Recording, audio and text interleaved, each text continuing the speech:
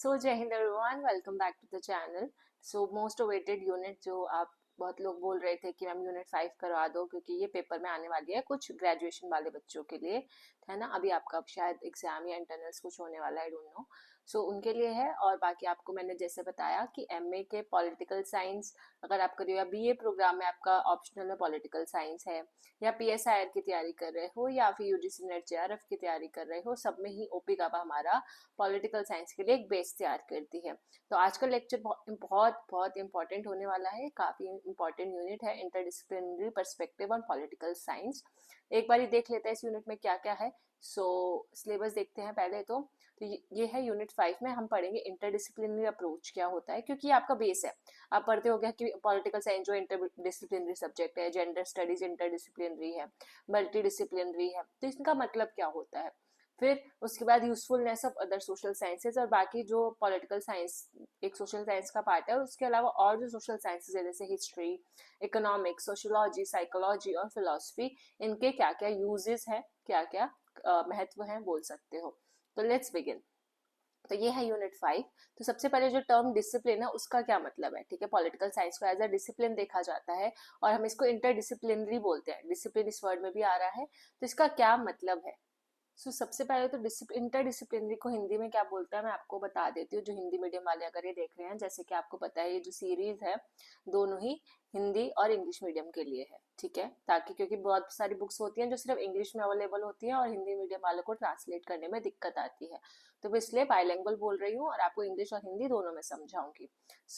Discipline जो term है वो क्या बताता है, एक ऐसा ब्रांच ऑफ लर्निंग या लर्निंग की एक ऐसी शाखा या फिर एक फील्ड और सब्जेक्ट ऑफ स्टडी, ठीक है। तो जो भी हम स्टडी करते हैं, जो भी हम विषयों की स्टडी करते हैं उसको हम डिसिप्लिन बोलते हैं, ठीक है। एक डिसिप्लिन होता है कि सब शांत रहेंगे, कोई बात नहीं करेगा, ठीक है। एक वो वाला डिसिप्लिन होता है, वैसा वाला डिसिप्लिन ये नहीं है। पॉलिटिकल साइंस या सोशल साइंसेस में डिसिप्लिन होता है सब्जेक्ट ऑफ स्टडी। जैसे कि इसमें हिस्ट्री है, पॉलिटिकल साइंस, इकोनॉमिक्स जिसको अर्थशास्त्र बोलते हैं, ठीक है, राजनीतिक विज्ञान, हिस्ट्री, इतिहास, linguistic, anthropology, physics, chemistry, maths, botany, ये सब आपको हिंदी में भी पता होंगे, इजी है, ठीक है। इन सबको हम डिफरेंट डिसिप्लिन के नाम से जानते हैं। देन सिस्टमैटिक स्टडी जो है किसी भी इंस्टीट्यूशन की, सिस्टमैटिक स्टडीज हम कितने टाइम से यूनिट 1 से प्रैक्टिस कर रहे हैं। तो यूनिट 1 अगर आपने अभी तक नहीं देखा है, यूनिट 1, 2, 3 और 4 ये मैंने ऑलरेडी करा चुकी हूँ। सिर्फ हमने 3 दिन पहले ये सीरीज स्टार्ट की थी और 3 दिन में हमने 4 यूनिट्स कवर करी हैं। आपको देख लेना, और वहाँ पे आपको बहुत सारी चीजें हिंदी अनुवाद पहले ही बता दिया गया है, तो जरूर से आप देखना। और अपने जो ग्रेजुएशन वाले जो बच्चे हैं या जो पोस्ट ग्रेजुएशन में है, आपका कोई ना कोई व्हाट्सएप ग्रुप होगा जिसमें आप सब एडेड होंगे। तो प्लीज अगर आपको अच्छी लग रही है तो आप अपने ग्रुप में भी शेयर करना, ताकि और बच्चे भी इसका बेनिफिट और लाभ उठा सके। तो सिस्टमैटिक स्टडी किसी भी इंस्टीट्यूशंस की, किसी भी संस्था की, जब हम अच्छे तरीके से स्टडी करते हैं और उनके फंक्शंस की या ह्यूमन सोसाइटी में जो फंक्शनिंग चल रही है, ठीक है, कैसे क्या काम होता है, वर्किंग बोल सकते हो आप, ठीक है, तो वो समझना। फिर मैन का जो बिहेवियर है सोसाइटी में, कि हम बोलते हैं ना man is a political animal, ठीक है। तो सोसाइटी में एक मैन यानी कि एक ह्यूमन यानी कि हम कैसे बिहेव करते हैं टुवर्ड्स आवर सोसाइटी, वो पढ़ते हैं। फिर इंटरपर्सनल रिलेशन यानी कि इंट्रापर्सनल होता है अपने आप के अंदरूनी, ठीक है, जब आप खुद से ही बातें करते हो। इंटरपर्सनल यानी कि दो लोगों के बीच में कोई जो विवाद हो रहा है या अनुवाद या जो भी आप बोल लो, ठीक है, डायलॉग्स। और रिलेशनशिप जो होता है दो लोगों के बीच का, दो लोगों के इंडिविजुअल्स का, या फिर सोसाइटी में आपस में लोगों का जो रिलेशनशिप है उसको हम सोशल साइंसेस बोलते हैं। तो सोशल साइंसेस की एक डेफिनेशन आपको यहाँ से पता चल गई। अब सोशल साइंसेस के क्या क्या सब्जेक्ट, कौन कौन से सोशल साइंसेस में सब्जेक्ट आते हैं, economics, sociology, social psychology, culture, anthropology. ये इतना एग्जाम पर्सपेक्टिव से इंपॉर्टेंट नहीं है, लेकिन हाँ कोई जो पहली बार पढ़ रहा है वो एक बार ये पैराग्राफ देख सकता है। फिर इसमें से कुछ डिसिप्लिन होते हैं जिसमें कुछ फीचर्स होते हैं, फिजिकल फीचर्स और नेचुरल साइंसेस के features, as well as social sciences. मतलब कुछ डिसिप्लिन, कुछ सब्जेक्ट ऐसे होते हैं जिसमें आपको नेचुरल साइंसेस भी दिखेगी और सोशल साइंसेस के एलिमेंट्स भी दिखेंगे, ठीक है। For example physical geography, physical anthropology, clinical psychology. तो इसमें क्या होता है, इसमें फिजिकल साइंसेस भी होती है। फिजिकल साइंसेस यानी कि नेचुरल साइंस, जो कि साइंस वाले बच्चे पढ़ते हैं, 11th-12th के साइंस जो लेते हैं, ठीक है। नेचुरल साइंस आपको पता है क्या है, ठीक है। वाइल जो ह्यूमन ज्योग्राफी है, सोशल और कल्चरल एंथ्रोपोलॉजी है। अब देखो एंथ्रोपोलॉजी में भी दो हो गए, एक फिजिकल एंथ्रोपोलॉजी है, तो वहां पे आपको पूरा का पूरा साइंटिफिक तरीके से जो साइंटिस्ट पढ़ते हैं ना, विज्ञान, जो रियल विज्ञान होता है, नेचुरल साइंसेस, जिसमें ये बोलते हैं, हम क्या बोलते हैं इसको, न्यूटन वगैरह के प्रिंसिपल्स पढ़ते हैं, या थीटा वगैरह जो भी हम चीजें पढ़ते हैं, ग्रेविटेशन एंड ऑल, वो फिजिकल साइंसेज या नेचुरल साइंसेज का पार्ट है। तो ना एंथ्रोपोलॉजी में भी दो दो एग्जाम्पल हो गए, एंथ्रोपोलॉजी में भी एक नेचुरल साइंसेज की भी होती है, और जब हम वही एंथ्रोपोलॉजी यानी कि एंथ्रोपोलॉजी को हम हिंदी में बोल सकते हैं जैसे कि ह्यूमन से रिलेटेड जो होता है, ह्यूमन की स्टडी, या फिर आप इसको बोलते हैं मनुष्य जाति का विज्ञान।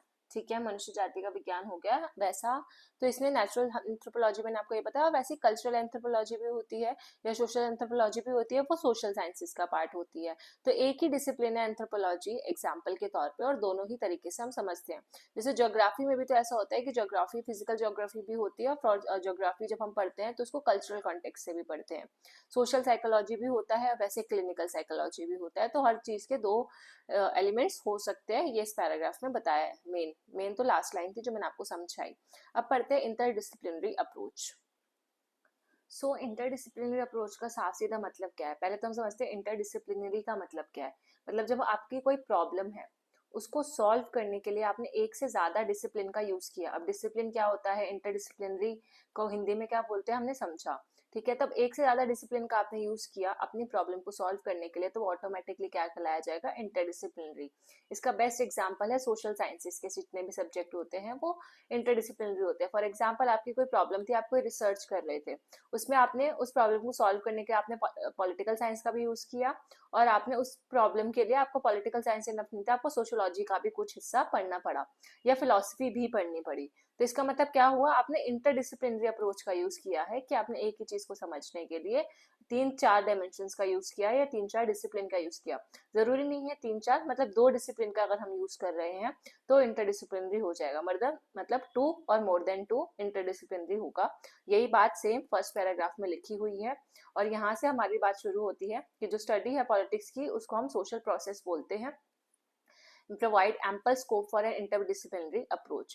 तो हम जब सोशल साइंसेज में या पॉलिटिक्स जब हम स्टडी करते हैं, ठीक है, पॉलिटिक्स के बारे में जब हम समझते हैं, तो वो एक इंटरडिसिप्लिनरी अप्रोच है। तो आप इसका एग्जांपल दे सकते हो, पॉलिटिक्स एक इंटरडिसिप्लिनरी अप्रोच है, एक सोशल प्रोसेस है। ठीक है, सामाजिक प्रक्रिया है बोल सकते हो। देन इसमें क्या दो चीजें होती है, making use of the findings, theories and models of other social sciences. जैसे कि अगर कोई और थ्योरी है, ठीक है, किसी और सोशल साइंस के सब्जेक्ट में, जो मैंने आपको थोड़ी देर पहले एग्जांपल भी दिए, सोशल साइंसेस में क्या आता है, एंथ्रोपोलॉजी, साइकोलॉजी, ये सारी चीजें, सोशोलॉजी, पॉलिटिकल साइंस। तो आपने किसी और थ्योरी का यूज किया, ठीक है, किसी और की फाइंडिंग्स का यूज किया, किसी और ने रिसर्च की थी, उसने कुछ कंक्लूजन दिया था, निष्कर्ष दिया था, और उससे कुछ फाइंडिंग्स आई थी, उनका यूज किया, या किसी के और मॉडल का यूज किया, जैसे एरिस्टोटल का अपना मॉडल है, रॉबर्ट डॉल का मॉडल है, या स्ट्रक्चरल फंक्शनल मॉडल है, बहुत सारे मॉडल्स होते हैं, डिसीजन मेकिंग मॉडल होता है। तो ये जो थ्योरीज है, अगर जब आपने दो चार डिसिप्लिन से ली, अदर चाहे आप पॉलिटिकल साइंस के स्टूडेंट थे, और आपने पॉलिटिकल साइंस के स्टूडेंट होते हुए लेकिन आपने दूसरे सोशल साइंसेस के सब्जेक्ट से वहां से भी फाइंडिंग्स ली। फॉर एग्जांपल अगर मैं रिसर्च कर रही हूँ, तो मेरे रिसर्च में पॉल साइंस मेरा मेजर है, ठीक है, मेरे को उसमें पॉलिटिकल पार्टिसिपेशन या इलेक्शन की स्टडी करनी है, लेकिन उसको समझने के लिए मुझे सोशोलॉजी या फिलोसफी में अगर कोई ऐसे थिंकर रहे हैं तो उनको भी पढ़ना पड़ेगा। तो ये हो गया हमारा पहला पार्ट, ए पार्ट आपको आई होप समझ आ गया होगा। सो ये आगे की लाइन है, सोशल वहां पे लिखा हुआ था और साइंसेस यहाँ लिखा हुआ है नेक्स्ट पेज पे।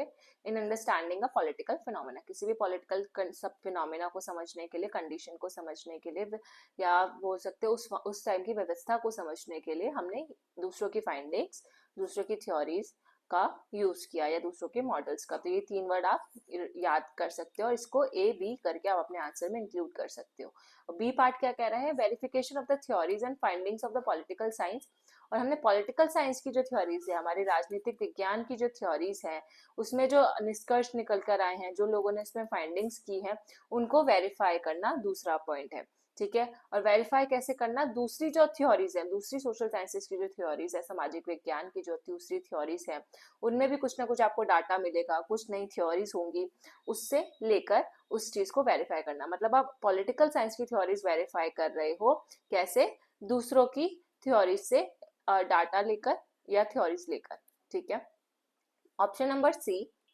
और हाँ, हिंदी मीडियम वालों के लिए वेरिफिकेशन को हम बोल सकते हैं सत्यापन, या फिर आप बोल सकते हो जांच करना, चेक करना। ठीक है, सो यहाँ पे हो गया, और आप अपने ग्रुप में भी शेयर कर देना अगर जो भी आपके ग्रेजुएशन है पोस्ट ग्रेजुएशन के फ्रेंड्स हैं या जो ओपी खाबा पढ़ना चाहते हैं। Developing a broader perspective about political life with a view to making contribution to the other social sciences. और third and the last part, आप ये तीनों एबीसी अपने आंसर में डाल सकते हो इंटरडिसिप्लिनरी अप्रोच को समझाने के लिए कि इंटरडिसिप्लिनरी अप्रोच कैसे वर्क करता है।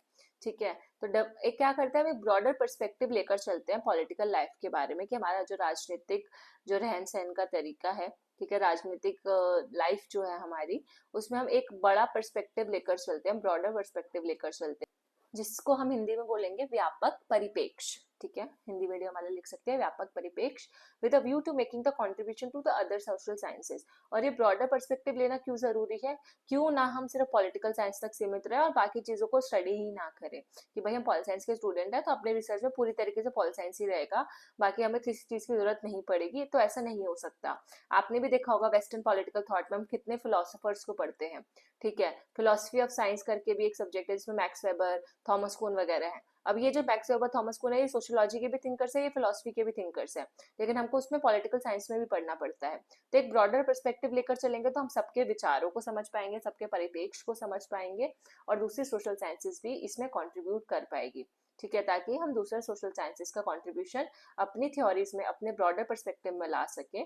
इसलिए भी इंटरडिसिप्लिनरी अप्रोच क्या है, जरूरी है। तो इसका यूसेज आपको पता चल गया, तो ये 3 पॉइंट्स आप लिखना मत भूलना। अब आगे बढ़ते हैं और इसको रब करते हैं। लेकिन however it should be kept in mind that expanding the scope of our study should be purposeful and well conceived. सो इस लाइन का क्या मतलब है कि that what ever you are studying it's just not because कि for the sake of using interdisciplinary approach आपने हर किसी को यूज कर दिया just because for the sake of using it और फॉर नेम बीइंग। ठीक है, आपको पर्पसफुल होना चाहिए, यानी कि वो बेमतलब का नहीं होना चाहिए, उसका कोई सेंस होना चाहिए, मतलब से आप उसको यूज करो, मतलब यानी कि पर्पसफुल हो। ठीक है, उसको कोई पर्पस हो, उसका कोई महत्व हो, और वेल कंसीव्ड होना चाहिए। वेल कंसीव्ड यानी कि अच्छी तरह से सोची गई धारणा होनी चाहिए, सोच समझ के आपको उसको इस्तेमाल करना है। ऐसा नहीं कि आप बस इंटरडिसिप्लिनरी अप्रोच के नाम पे आप कुछ भी इंक्लूड कर रहे हो। जब तक आपको वो रिसर्च के लिए पर्पसफुल नहीं है, एम के लिए हेल्पफुल नहीं है, तब तक आप उसको यूज नहीं करना चाहिए। इन other words, while entering the sphere of other social sciences, तो दूसरे सोशल साइंसेस के थ्योरीज को लेते टाइम आपको क्या ध्यान में रखना है, we should not deviate from our main focus. हमें अपने मेन फोकस, जो हमारा रिसर्च का मेन फोकस है, जो आपका टॉपिक है, उससे नहीं भटकना। अगर हम प्रेजेंट कॉन्टेक्स्ट की बात करें तो any reference to the problems of economics, अगर इकोनॉमिक्स की कोई प्रॉब्लम है, अर्थव्यवस्था की, सोशोलॉजी सामाजिक व्यवस्था की कोई प्रॉब्लम है, मनोविज्ञान की कोई प्रॉब्लम है, एंथ्रोपोलॉजी की कोई प्रॉब्लम है, तो उन सबको हमें उसका एक क्या होता है, डेफिनेट पर्पस होता है। डेफिनेट पर्पस मतलब हम एक पहले से ही अपना पर्पस डिसाइड करके रखते हैं कि हाँ हमें ये काम आगे इस टॉपिक में ये करना है। ठीक है, तो डेफिनेट पर्पस होता है समझने का चीजों को, of understanding the problems of politics, जिसको हिंदी मीडियम वाले बोल सकते हैं कि निश्चित उद्देश्य होता है किसी भी पॉलिटिक्स की प्रॉब्लम को समझने का, कोई रैंडम नहीं होता। ठीक है, ऐसे नहीं कि कुछ भी चूज कर लिया हमने। फॉर एग्जाम्पल, फॉर इंस्टेंस मतलब फॉर एग्जाम्पल, अगर हम लेबर मैनेजमेंट रिलेशन की स्टडी कर रहे हैं और हम ये समझ रहे हैं कि जो क्राउड बिहेवियर है, ठीक है, उसका क्या कैसे उनका मनोविज्ञान है या साइकोलॉजी कैसी है लोगों की वहां पे उस पर्टिकुलर सिचुएशन में, जो लेबर है वो कैसे बिहेव करती है, तो हमें क्या है करना होगा, हमें पॉलिटिक्स का इम्पैक्ट तो समझना होगा कि ऐसे क्या पॉलिटिक्स में, ऐसे राजनीति में क्या मिनिस्टर्स ने कौन सी पॉलिसीज बना ली है, या कैसा लेबर के लिए क्या क्या लेबर राइट्स बनाए हैं। ठीक है, तो वो तो समझने होंगे for not to understand those problem for their own sake. ठीक है, तो इसमें क्या बोल रहा है, we should undertake such studies only to analyse their impact on politics. तो हमें लेबर मैनेजमेंट रिलेशन की जब हम स्टडी कर रहे हैं, साइकोलॉजी ऑफ क्राउड बिहेवियर की स्टडी कर रहे हैं, तो सिर्फ हम उसमें पॉलिटिक्स को एनालाइज करेंगे, ना कि हम बाकी प्रॉब्लम्स को सिर्फ ऑन ओन सेक के लिए हम एनालाइज करेंगे। मतलब कि क्या कि आपको अगर अच्छा लग रहा है तो हाँ भाई मैं देखता हूँ कैसे होता है क्या होता है, नहीं, अगर उसका कोई जब तक महत्व नहीं है, मैंने आपको बोला पर्पसफुल होना चाहिए, है ना, जब तक उसका कोई यूज नहीं है तब तक आपको उसको यूज नहीं करना चाहिए। मतलब ऐसी सिर्फ रिसर्च करने के लिए रिसर्च नहीं करनी, उसका कोई ना कोई सोसाइटी पे उसका हेल्प होनी चाहिए, या सोसाइटी के लिए वो पर्पसफुल होना चाहिए, यही इस लाइन का मतलब था। फॉर एग्जाम्पल, आप गांधी जी की रिसर्च कर रहे हो आज के टाइम पे, तो गांधी जी के जो सिद्धांत है, प्रिंसिपल्स है, उनके ऊपर कितनी सारी बुक्स और आर्टिकल्स ऑलरेडी लिख चुके हैं। ठीक है, तो इस पर रिसर्च करने का कोई, या स्टडी करने का इसको कोई फायदा नहीं है। मतलब जिन्होंने नहीं पढ़ा उन्हें तो पढ़ना चाहिए, लेकिन अलग से कोई स्टडी नहीं करने की जरूरत, क्योंकि इस पे ऑलरेडी हो चुका है। है ना। और हमें ऐसा कुछ करना है जो आज के टाइम पे जो पॉलिटिक्स है उसके लिए वो हेल्पफुल हो, पॉलिटिकल साइंस में वो हेल्पफुल हो, ठीक है, इससे आने वाली जनरेशन को फायदा हो। जो ऑलरेडी हो चुका है उस पर रिसर्च नहीं करना चाहिए। ये इस पैराग्राफ का मतलब था। अब बात करते हैं genesis of the interdisciplinary approach की। इंटरडिसिप्लिनरी अप्रोच की जो शुरुआत थी वो कहाँ से हुई। अगर आपको ये कम दिख रहा है, मतलब अगर जूम करना है तो आप जूम भी कर सकते हो, मोबाइल में जूम करने का ऑप्शन होता है, और लैपटॉप में तो आपको बड़ी स्क्रीन पर सही दिख रहा होगा। The interdisciplinary approach denotes a recent trend in political science. तो इंटरडिसिप्लिनरी अप्रोच पॉलिटिकल साइंस में एक रीसेंट ट्रेंड की तरह इमर्ज हुआ है, ठीक है। पहले इंटरडिसिप्लिनरी रिसर्च नहीं होती थी। दिस में ऑफ कोर्स भी traced in a rudimentary form in its traditional study of politics.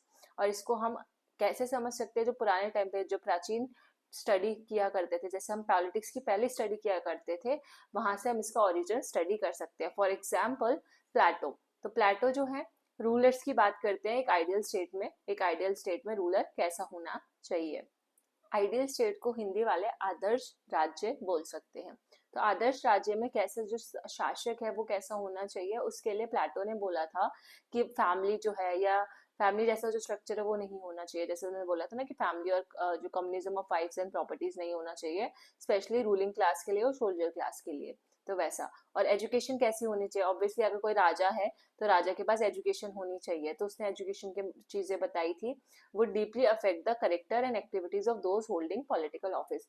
तो ये बोलते हैं प्लेटो की फैमिली और एजुकेशन दो ऐसी चीजें हैं जो रूलर्स के शासन को बहुत अफेक्ट कर सकती हैं, कि जो रूलर है यानी कि जो राजा है, जो शासक है, वो कैसी एक्टिविटीज परफॉर्म करेगा अपने पॉलिटिकल ऑफिस में, यानी कि अपनी राजनीति करते टाइम वो कैसी एक्टिविटीज परफॉर्म करेगा, क्या क्या फंक्शन करेगा, समाज के लिए क्या कार्य करेगा, वो बहुत हद तक डिपेंड करता है।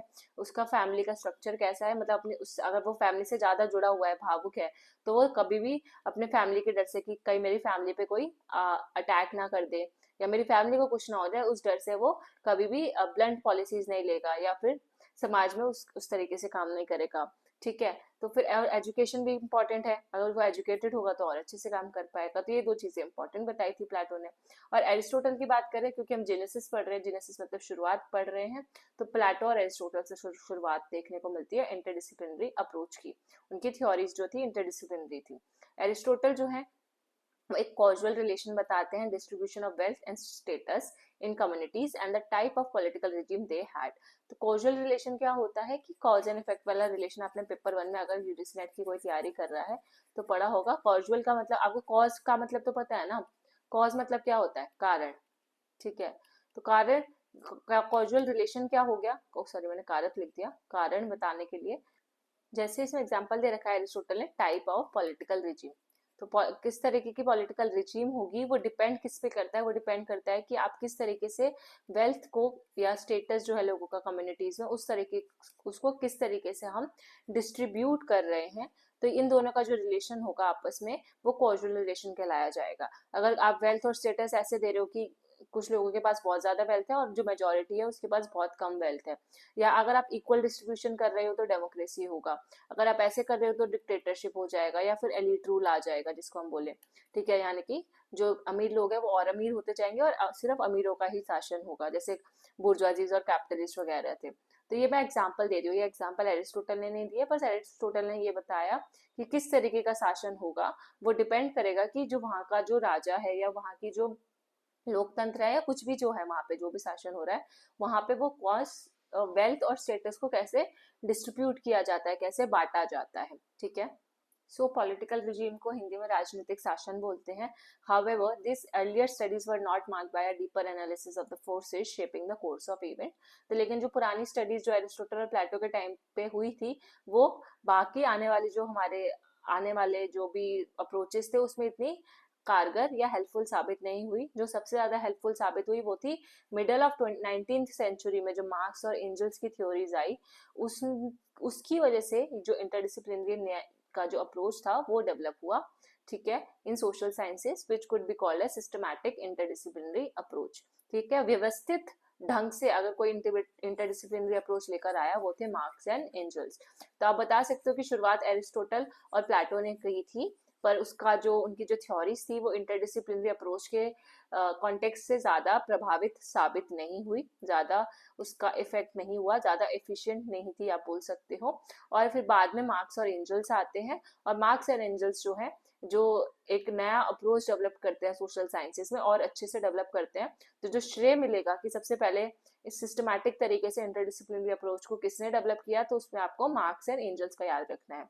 और वैसे ही पूछा जाए कि अच्छा इंटरडिसिप्लिनरी अप्रोच किसका है, तो हम प्लेटो और एरिस्टोटल से इसकी शुरुआत हुई, लेकिन वो बहुत वेग तरीके से था, इतना एफिशिएंट नहीं था। लेकिन व्यवस्थित ढंग से सिस्टमैटिक तरीके से अगर शुरुआत की तो मार्क्स एंड एंजल्स ने की। अब आप ये जो इतना जो पैराग्राफ है, जो इतना मैंने अभी तक समझाया, आप अपने आंसर में लिख लोगे। ऑब्जेक्टिव क्वेश्चंस अगर आप किसी और एग्जाम की तैयारी कर रहे हो तो उसमें आपको ये समझ आ गया होगा, यहाँ से लेकर यहाँ तक मैंने सारा एक ही लाइन में आपको समझाया अभी तक। बीच में कुछ मिस्टेक्स हो गई थी मेरे को समझाते टाइम, ये त्रुटियां हो गई थी, तो उसके लिए I am sorry. Then they located the primary source of political behavior and socio-economic factors. Then इसमें उन्होंने क्या किया, उन्होंने कुछ प्राइमरी सोर्सेज की शुरू देखा, और प्राइमरी सोर्सेज के बारे में देखा कि जो पॉलिटिकल बिहेवियर होता है, ठीक है, जो हमारा राजनीतिक बिहेवियर बोल सकते हो, बिहेवियर आपको हिंदी मीडियम में भी पता होगा क्या होता है। देन सोशियो इकोनॉमिक जो फैक्टर्स होते हैं, ठीक है, सामाजिक और अर्थव्यवस्थिक जो हमारे अंश या फैक्टर्स होंगे, ठीक है, विज यानी कि किसके कंपैरिजन में, the level of technological development, mode of material production and the prevailing class structure. तो उसमें जो हमारा जो प्राइमरी सोर्स है इस चीज का, पॉलिटिकल बिहेवियर का, सोशियो इकोनॉमिक फैक्टर्स में पॉलिटिकल बिहेवियर कैसा होता है उसको लोकेट करना होता है। विज व्हाट, हम कैसे लोकेट कर पाएंगे कि हाँ पॉलिटिकल बिहेवियर ऐसा होता है, तो किन माध्यम से हम इसको समझ सकते हैं। तो टेक्नोलॉजिकल डेवलपमेंट वहाँ पे कितनी है, मटेरियल प्रोडक्शन कैसे होता है, क्लास स्ट्रक्चर कैसा है। तो इन तीन माध्यम से हम क्या समझ सकते हैं कि जो पॉलिटिकल बिहेवियर है वो सोशियो इकोनॉमिक फैक्टर्स में कैसा होगा। अब इसको हिंदी मीडियम में अगर मैं ट्रांसलेट करूं तो प्राइमरी सोर्स हो गया आपका क्या, प्राथमिक स्रोत। पॉलिटिकल बिहेवियर का मतलब क्या, राजनीतिक आचरण। और सोशियो इकोनॉमिक फैक्टर्स क्या होते हैं, सामाजिक और आर्थिक कारक। ठीक है, आप हिंदी मीडियम में इसको कन्वर्ट कर सकते हो। टेक्नोलॉजी आप सबको पता है, मटेरियल प्रोडक्शन की प्रोडक्शन किस तरीके से किया जाता है, और कैसा क्लास स्ट्रक्चर है वो। प्रोडक्शन एक तरीके से आप उत्पादन बोल सकते हो, और क्लास स्ट्रक्चर यानी कि वर्ग संरचना कैसी होती है वो। ठीक है, प्रिवेलिंग मतलब होता है एग्जिस्टिंग, कैसी चल रही है। देन जो मॉडर्न लिबरल पॉलिटिकल साइंटिस्ट थे उन्होंने persistently been trying to demonstrate the study of political process necessitates an understanding of various social factors। तो persistently मतलब एकदम continuously।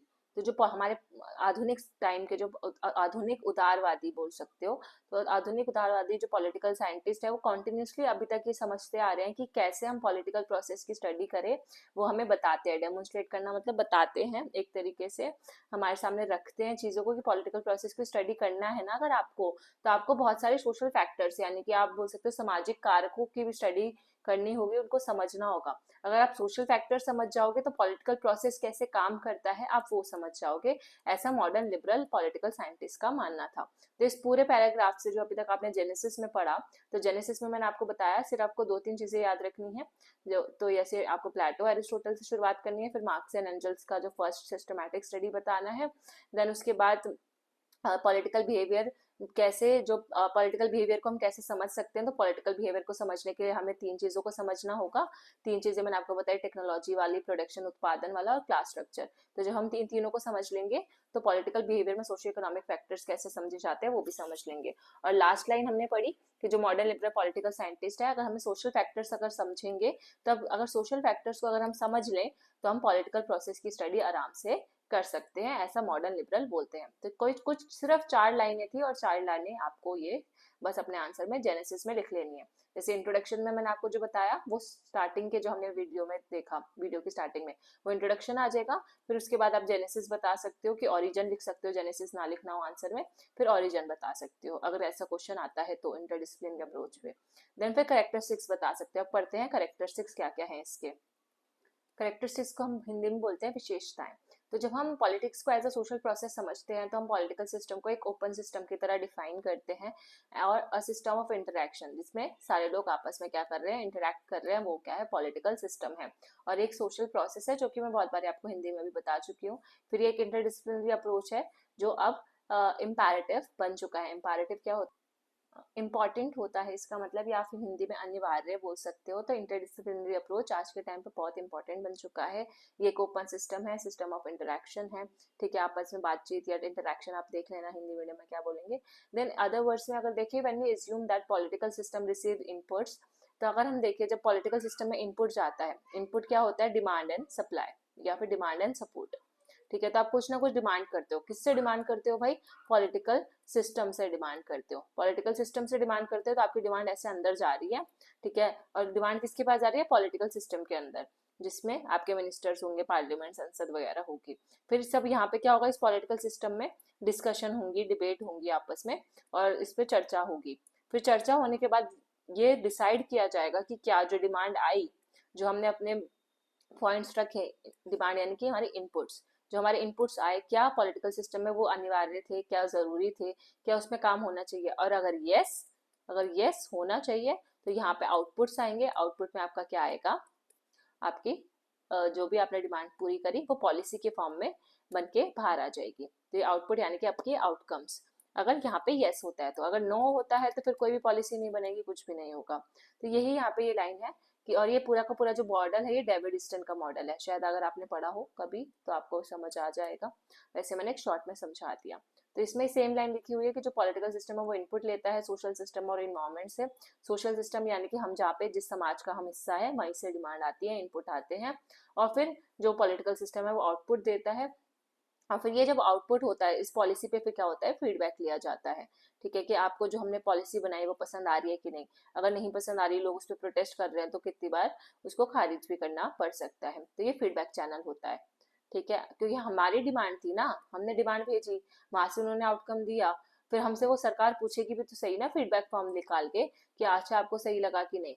नहीं सही लगा तो फिर वो दोबारा से इसको और संशोधन करेगी, राइट, तभी तो संशोधन होते हैं। It becomes necessary to widen the scope of our study.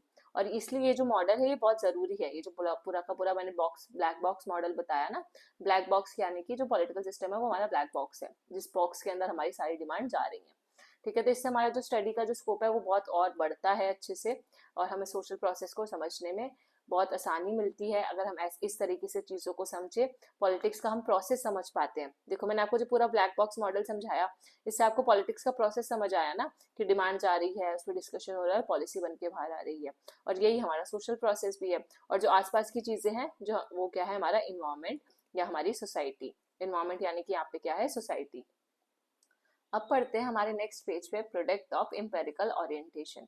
तो एम्पेरिकल क्या होता है, हमने यूनिट 1 में भी डिस्कस किया था। एम्पेरिकल को हिंदी में अनुभवजन्य बोलते हैं, और ओरिएंटेशन को हिंदी में अभिवान्यास बोलते हैं, ठीक है। तो किस तरीके से एम्पेरिकल ओरिएंटेशन, अनुभव मतलब क्या, इसका हिंदी है अनुभव, मतलब जो आपको अपने सेंस एक्सपीरियंस, आपकी ऑब्जर्वेशन से पता चल रहा है जो। तो यहाँ पे लिखा हुआ है सेम बात। एम्पेरिकल मेथड क्या होता है, एम्पेरिकल मेथड, रिलायंस मतलब क्या, रिलायंस की सिम नहीं, रिलायंस मतलब डिपेंडेंस, ठीक है। तो एम्पेरिकल मेथड वो होता है जिसमें हम फैक्चुअल इन्फॉर्मेशन पे ही विश्वास करते हैं, सिर्फ तथ्यों को ही देखते हैं, जो हमने देखा, अपनी आंखों से ऑब्जर्व किया, सिर्फ हम उसी पे विश्वास करते हैं, सुनी सुनाई बातों पे विश्वास नहीं करते, एब्स्ट्रैक्ट चीजों पर विश्वास नहीं करते, ठीक है। ये दो चार इसके फीचर्स हैं। सेंस एक्सपीरियंस से जो हमने देखा, जो हमने आंखों से देखा, कानों से सुना और टच से फील किया, ठीक है, या नाक की मदद से सूंघा, या जो भी, तो ये आपके जो सारे सेंस एक्सपीरियंस है, ठीक है, वो उससे जो चीजें आपने समझी, देखी, परखी, वो आपका इंपेरिकल मेथड में काउंट होगी, ठीक है। और इसका उल्टा होता है नॉर्मेटिव। नॉर्मेटिव का मतलब क्या, जहाँ पे आपके सिर्फ आइडियाज होते हैं, ऐसा होना चाहिए। तो बेसिकली इसमें होता है व्हाट, क्या है, ठीक है, और कैसा है, एग्जिस्टिंग मतलब ये बात करता है रियलिटी की। ये दो चार वर्ड्स आप अपने दिमाग में डाल लो इंपेरिकल से रिलेटेड, ठीक है। और नॉर्मेटिव क्या होता है, आइडियाज, ऐसा होना चाहिए, आउट शुड बी या आउट टू बी, ऐसा काश ऐसा होता, काश ऐसा, मतलब जो अपनी थिंकिंग में सोचते हैं, जो अभी रियलिटी में एग्जिस्ट नहीं करता, ठीक है। तो और उसको हम सेंस एक्सपीरियंस से नहीं देख सकते हैं, वो एब्स्ट्रैक्ट होते हैं, तो वो नॉर्मेटिव का पार्ट होते हैं। तो हमेशा एम्पेरिकल और नॉर्मेटिव का डिफरेंस आपको याद रखना है, ठीक है। देन इसमें as oppose to pure speculation, तो एम्पेरिकल मेथड जो है किसके खिलाफ है, प्योर स्पेकुलेशन, यानी कि स्पेकुलेशन होता है हमारा अनुमान, अजम्पशन। तो जो आप अज्यूम करते हो ना कि हाँ ऐसा होता होगा या ऐसा होगा, तो वैसा अगर ऐसा है नहीं, हमें नहीं पता, बस हमने सोच लिया ऐसा होता होगा, अनुमान लगा लिया, तो वो वाली चीजों को एम्पेरिकल मेथड जो है अनुमान को रिजेक्ट करता है। फिर empirical orientation in study of पॉलिटीज is relatively recent phenomena. और जो एम्पेरिकल ओरिएंटेशन है वो अब पहले नहीं था, मतलब पहले भी था ऑब्वियसली, चारवाक टाइम के ये सब, लेकिन जो एम्पेरिकल ओरिएंटेशन है पॉलिटीज में, पॉलिटीज क्या होते हैं, सिटीजन, हमने दो पिछले फर्स्ट लेक्चर में पढ़ा था, फर्स्ट या सेकंड लेक्चर में, पॉलिटीज और पॉलिटी का डिफरेंस। पॉलिटी होता है हमारा राज्य और पॉलिटीज उसमें रहने वाले लोग। जब हम उनकी स्टडी करते हैं एम्पेरिकल तरीके से, तो ये जो है अभी रिसेंटली स्टार्ट हुआ है, ठीक है। एम्पेरिकल मेथड बहुत टाइम से था, लेकिन पॉलिटीज में एम्पेरिकल अप्रोच लेकर आना, पॉलिटीज यानी कि सिटीजन्स को समझने के लिए, जो उस पॉलिटी में रह रहे हैं उसको समझने के लिए एम्पेरिकल अप्रोच लेकर आना, ये अभी रिसेंटली हाल ही में शुरू हुआ है, ठीक है। तो आई होप आपको फर्स्ट ये समझ आ गया होगा। देन इसके बाद अदरवाइज पॉलिटिक्स जो है सबसे पुराना डिसिप्लिन है वेस्टर्न वर्ल्ड में। एरिस्टोटल जो है वो मास्टर साइंस, उनको वो पॉलिटिक्स को मास्टर साइंस बोलते हैं, मतलब पॉलिटिकल साइंस को मास्टर साइंस कौन बोलता है, तो एरिस्टोटल बोलते हैं यहाँ पे, ठीक है। And to demonstrate is crucial role in ordering of various relationships within human society. तो ह्यूमन सोसाइटी में जो है हमारी जो समाज है, ठीक है, जहाँ पे सारे लोग रहते हैं, ह्यूमंस रहते हैं, उनके बीच में आपस में क्या रिलेशन है, ठीक है, उसको समझने के लिए पॉलिटिकल साइंस को समझना बहुत जरूरी है। देन ट्रेडिशनल, ऐसा अरिस्टोटल ने बोला था। देन जो पॉलिटिक्स की अगर हम ट्रेडिशनल स्टडी की बात करें, प्राचीन टाइम पे जो जैसे स्टडी होती थी पॉलिटिक्स की, राजनीति की, उसको हम क्लोजली लिंक कर सकते हैं फिलोसफी के साथ, क्योंकि आप देखो कितने भी हम जितने भी थिंकर्स हैं उनको क्या बोलते हैं, फिलोसोफर बोलते हैं ना सारे, जो प्लेटो, एरिस्टोटल, जितने भी हम पढ़ते हैं, हना अरेंट वगैरह वेस्टर्न में, तो उन सबको क्या बोलते हैं, फिलोसफर बोलते हैं, राइट। तो इसलिए हम बोल रहे हैं यहाँ पे कि जो पॉलिटिक्स है उसकी जो, अगर हम प्राचीन समय से अगर ट्रेडिशनल स्टडी देखें, तो पहले के टाइम पे जो पॉलिटिक्स को ना बहुत हद तक फिलोसफी के साथ रिलेट करके पढ़ा जाता था, मतलब पॉलिटिक्स है तो फिलोसफी है। तो ये अगर आपको और अच्छे से समझना है तो यूनिट 1 में मैंने आपको समझाया था political science versus political philosophy क्या होता है, और पॉलिटिकल थ्योरी के दो पार्ट होते हैं, पॉलिटिकल साइंस और पॉलिटिकल फिलोसफी, एक के बिना दूसरा अधूरा है। अगर आपको पढ़ा होगा तो आपको समझ आ जाएगा मैं क्या बताने की कोशिश कर रही हूँ। इसलिए मैं आपको बोल रही हूँ कि सिस्टमैटिक तरीके से अगर पढ़ना है तो यूनिट 1 से देखना स्टार्ट करो और तब ये यूनिट देखो। और जो बाकी सोशल साइंसेज है जैसे एंथ्रोपोलॉजी, सोशियोलॉजी, इकोनॉमिक्स, साइकोलॉजी, ये हमारे पेरेंट डिसिप्लिन से निकली है, फिलोसफी से। तो हमारा पेरेंट डिसिप्लिन यानी कि हमारे माई बाप कौन है, जहाँ से ये सारी फिलोसफीज निकली हैं, तो ये सारी चीजें निकली हैं, सॉरी, ये सारे सब्जेक्ट निकले हैं तो फिलोसफी से। तो फिलोसफी एक बड़ा सब्जेक्ट है, उसके अंदर छोटे छोटे सब्जेक्ट आते हैं, उसके बच्चे फिलोसफी के बच्चे हैं ये सारे, इकोनॉमिक्स, साइकोलॉजी, सोशियोलॉजी, एंथ्रोपोलॉजी, ये सारी चीजें। और towards the end of 19th century because of the arrival, advent मतलब होता है arrival of empirical orientation in respective sphere, ठीक है। फिर ये फिलोसफी से ना हट के अलग अलग डिसिप्लिन बन गए बाद में, ये अपने माँ बाप से अलग हो गए सारे, माँ बाप यानी कि जो फिलोसफी के पार्ट माने जाते थे इन सबको, ये इकोनॉमिक्स है तो फिलोसफी का पार्ट है, सोशियोलॉजी भी फिलोसफी का पार्ट है, पर आज के टाइम पे ये हम अलग अलग सब्जेक्ट और अलग अलग डिसिप्लिन के तौर पे इन सबको पढ़ते हैं, हम इसको फिलोसफी के तौर से नहीं पढ़ते। तो ये कब हुआ, जब 19th सेंचुरी का एंड हुआ, एंड ऑफ 19th सेंचुरी, ठीक है, मतलब 19th सेंचुरी बस खत्म ही होने वाली थी, उस टाइम पे क्या हुआ कि हम ये जो फिलोसफी से हमने इन सारे डिसिप्लिन को अलग कर दिया। क्यों अलग कर दिया, क्योंकि उस टाइम पे आया इंपेरिकल ओरिएंटेशन। तो अगर पूछा जाए ना कि बच्चों को माँ बाप से किसने अलग किया, तो इंपेरिकल ओरिएंटेशन ने अलग किया, ठीक है। देन पॉलिटिकल साइंस की अगर हम बात करें तो वो बहुत बाद में आया है, ये सब पुराने सब्जेक्ट है, मतलब आप पॉलिटिकल साइंस को इन सब से नया मान सकते हो, इन सब के कंपैरिजन में, सोशियोलॉजी, इकोनॉमिक्स, साइकोलॉजी के कंपैरिजन में, क्योंकि ऐसा नहीं था कि राजनीति नहीं थी, पॉलिटिक्स तो भाई आबाद के जमाने से चलती आ रही है, बस जो एक सिस्टमैटिक तरीके से पॉलिटिकल साइंस जो डिसिप्लिन है वो बाद में इमर्ज हुआ, जब 19th सेंचुरी के बाद या 19th सेंचुरी के आखिरी में, 20th सेंचुरी में। However, the empirical orientation in political science was accompanied by understanding the close link between political science and other social sciences. लेकिन जब political science की जब हम पढ़ने लगे, political science को empirical तरीके से पढ़ने लगे, तो ये बहुत ज़रूरी हो गया कि पॉलिटिकल साइंस को बाकी सोशल साइंसेस के साथ ही पढ़ा जा सकता है, अकेले पॉलिटिकल साइंस ज़्यादा यूजफुल साबित नहीं होगा, ज़्यादा पर्पसफुल नहीं होगा, इसलिए हमने पॉलिटिकल साइंस को इंटरडिसिप्लिनरी अप्रोच बना दिया कि बाकी सोशल साइंसेस के साथ पढ़ेंगे। अब बात करते हैं ट्रेडिशनल पॉलिटिकल साइंस की। तो ट्रेडिशनल पॉलिटिकल साइंस जो है वो फाउंडेड ऑन, मतलब उसका जो बेस है किस फाउंडेशन पे वो बना है, तो वो एथिक्स और मोरल फिलोसफी पे बना है। तो this is very important, this can you can include in your answer. ये जो पुराने प्राचीन पॉलिटिकल साइंस है वो उसका बेस क्या है, उसकी फाउंडेशंस क्या है। तो पॉलिटिकल साइंस में सबसे पुराना टाइम पे जो पॉलिटिकल साइंस था उसमें सबसे ज्यादा इंपॉर्टेंट था एथिक्स का होना और मोरालिटी का होना या मॉरल फिलोसफी का होना, जिसको हम हिंदी में नैतिकता बोल सकते हैं या नैतिक दर्शन बोल सकते हैं, फिलोसफी को दर्शन बोलते हैं। इट्स चीफ प्रॉब्लम वॉज, तो सबसे इसकी जो प्रॉब्लम क्या थी भाई इस चीज में, क्यों हमने ट्रेडिशनल से चेंज करके हम न्यू पॉलिटिकल साइंस में आए।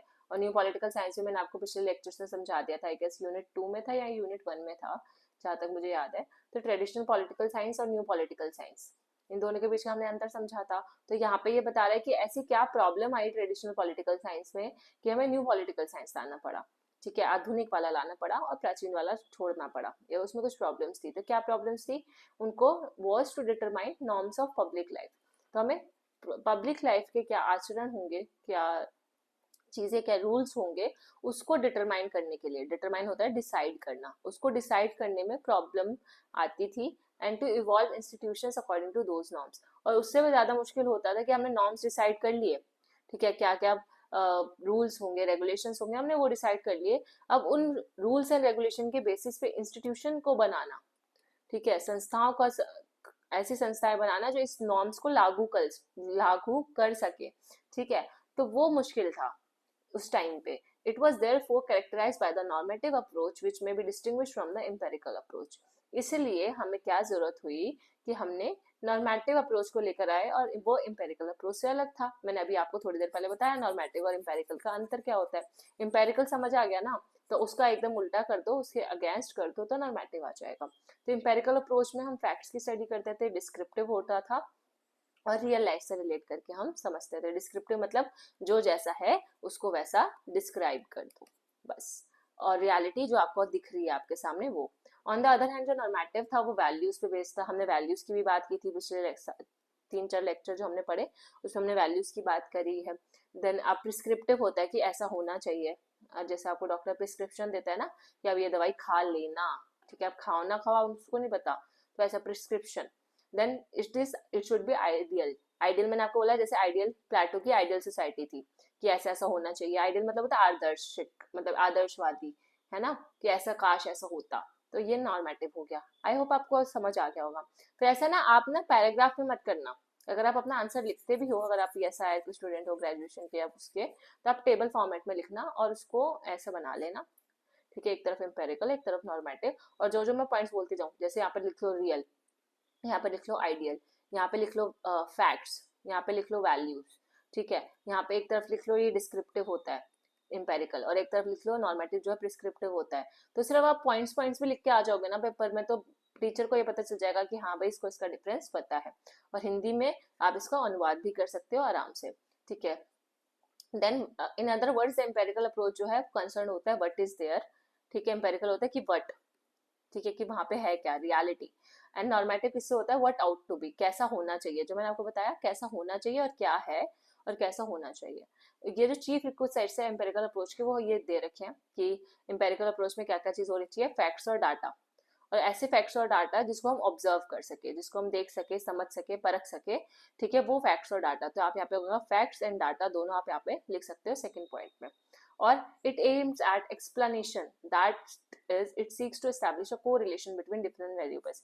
तो दूसरा पॉइंट क्या हो गया, दो वेरिएबल्स के बीच में कोरिलेशन स्थापित करना, कि उन दो वेरिएबल्स जो है, जैसे एक वेरिएबल है वुमेन, ठीक है, कोई भी दो हमारे मापदंड हो सकते हैं, उनको हम वेरिएबल बोलेंगे, जो हम रिसर्च में किसी दो चीजों पे करें, जैसे मेल फीमेल हो सकता है, या एक मोटा आदमी, एक वैसा एक ड्रग वाला आदमी, एक ऐसा आदमी जो ड्रग नहीं लेता, एक ऐसा पर्सन, एक जो पेशेंट है जिसको दवाई दी गई है और एक ऐसा पेशेंट जो दवाई नहीं दी गई है, ठीक है, मतलब दो लोग जिनके कंपैरिजन में हम स्टडी करते हैं वो होंगे हमारे वेरिएबल, ठीक है। अब उन दोनों के बीच में क्या रिलेशन है, क्या उस पर क्या इफेक्ट पड़ रहा है, इस पे क्या इफेक्ट पड़ रहा है, और आपस में क्या संबंध स्थापित कर रहे हैं, इसकी एक्सप्लेनेशन देना। मैंने बोला ना वेरीफाई करना, फैक्ट्स है तो तथ्य तथ्य कब बनेंगे, डाटा कब होगा, जब उसको वेरीफाई कर सकते हैं, जब उसको एक्सप्लेन कर सकते हैं।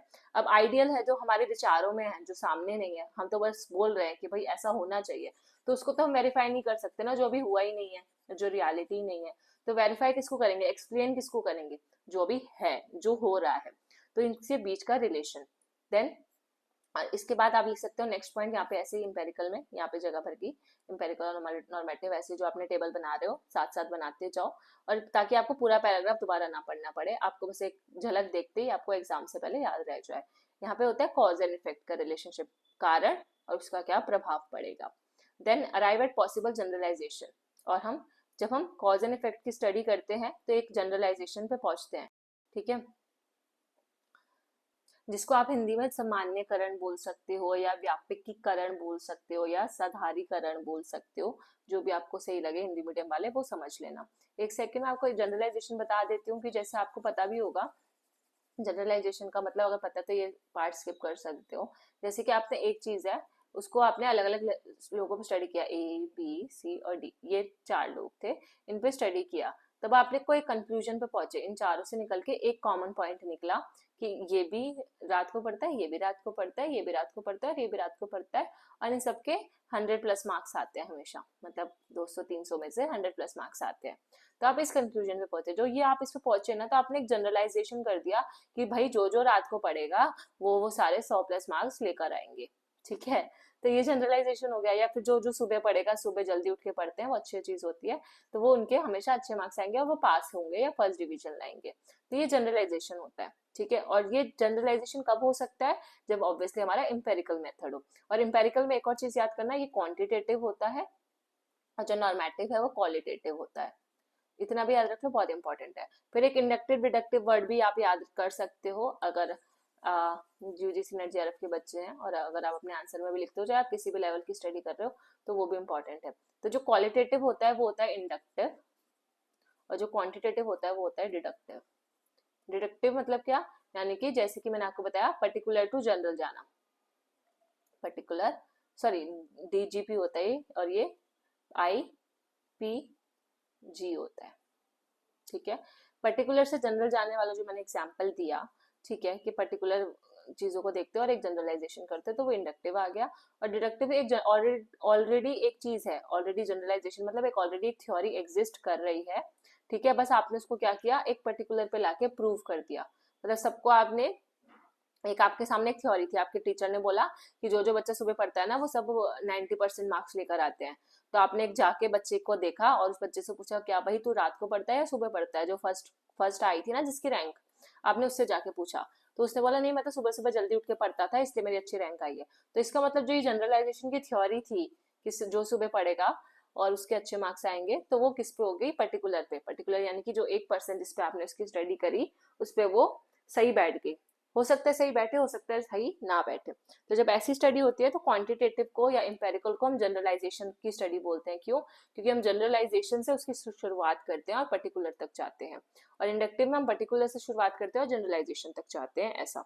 तो जनरलाइजेशन यहाँ पे पॉसिबल होता है, तो जिससे शुरुआत हो रही है उसका नाम लेंगे।